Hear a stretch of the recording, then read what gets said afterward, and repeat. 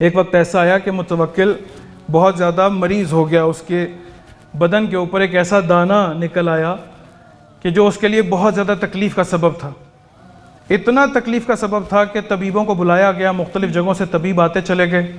جب طبیب آئے ہیں کہ اس کا علاج کر لیں، کوئی بھی اس کا علاج نہیں کر پا رہا۔ جب سب نے اس دانے کو لا علاج قرار دے دیا اور اس کی تکلیف میں مسلسل اضافہ ہوتا چلا گیا، وہی متوکل کہ جو امام کے اوپر اس طرح سے کڑی نظر رکھا ہے کہ مولا سے آ کر کوئی مل نہ سکے اور سامرہ میں زندان میں رکھا ہوا، اسی متوکل کی ماں یہ نظر کرتی ہے کہ پروردگار اگر اس کو اس دانے سے شفا ہو جائے تو میں امام نقی علیہ السلام کی خدمت میں مال کثیر دوں گی۔ کیسے خداوند عالم خود سے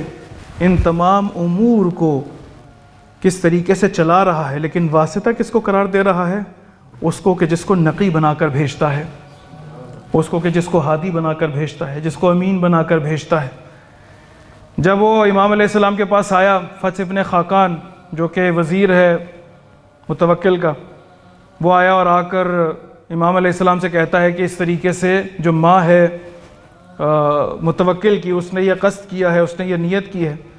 تو مولا اگر آپ خداوند عالم سے دعا کریں تو اگر اس کی نظر پوری ہو جائے تو آپ تک بہت سارا مال پہنچ سکتا ہے۔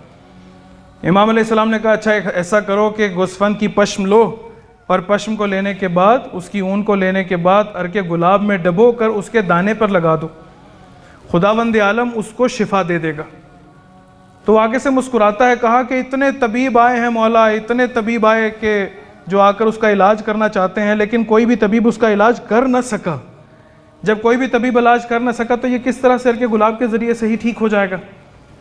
امام علیہ السلام نے کہا، گیا فتح ابن خاقان گیا اور جا کر متوکل کو جا کے کہتا ہے کہ اس طریقے سے مولا نے کہا، اور مولا نے کہا ہے کہ اگر تم پشم لگاؤ گوسفند کی عرق گلاب میں ڈبو کر اس کے اوپر بہاؤ گے تو تمہیں ٹھیک ہو، اللہ تعالیٰ تمہیں شفا دے دے گا۔ وہ بھی آگے سے مسکراتا ہے، کہا کہ اتنے طبیب آئے ہیں لیکن ابھی تک میں ٹھیک نہیں ہو سکا، کس طرح سے ممکن ہے کہ اس کے ذریعے سے میں ٹھیک ہو جاؤں؟ کہا ایک دفعہ تجربہ کر لینے میں کیا حرج ہے؟ تجربہ کرنے کے نتیجے میں جیسے مولا نے کہا ہے، میرا ایمان ہے اگر مولا زمین سے خاک اٹھا کے کہہ دیتے نا کہ اس کے دانے پہ پھینک دو،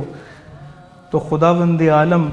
وہ جو مشیت تھی یقیناً مولا نے جب زبان سے جاری کیا تو پروردگار اس خاک میں شفا ڈال دیتا۔ تو یہ تو پورا کہا کہ پشم لو، عرق گلاب میں اس کو ڈبو اور اس کے عرق گلاب کو اس کے اوپر جاری کر دو تو خداوند عالم اس کو شفا عطا کر دے گا۔ وہی کیا کہ عرق گلاب کو لیا اور لینے کے بعد جیسے ہی اس دانے کے اوپر اس کو بہایا گیا، خداوند عالم نے اس کو شفا عطا کر دی۔ امام علیہ السلام کی زبان سے جاری ہو اور شفا نہ ملے، کس طرح سے ممکن ہے؟ امام کی زبان سے جاری ہو اور اس کائنات کے اندر انسان تغیر و تبدل کو محسوس نہ کرے، کس طرح سے ممکن ہے؟ کسی کی طرف نگاہ کر کے اگر مولا اس کی پاکیزگی کا ارادہ کر لیں تو نگاہ ہی اس کی پاکیزگی کا سبب بن جائے گی۔ یہ جائے کہ انسان کہے کہ امام علیہ السلام کچھ عطا کریں اور عطا کرنے کے نتیجے میں کچھ دینا شروع، یعنی اس کی شفا ملنا شروع ہو جائے۔ اس کی ماں نے جب نیت کی تھی، جو نظر کی تھی، اس نظر کے مطابق اس نے 30,000 دینار امام علیہ السلام کی تقدیم کیا۔ اور امام علیہ السلام کو تقدیم کرنے کا مطلب یہ ہے کہ وہ جو لیقوم الناس بالقسط کا ہدف ہے، امام علیہ السلام تمام اسی جگہ پر، اسی راستے میں تمام مال کو خرچ کرتے چلے جا رہے ہیں۔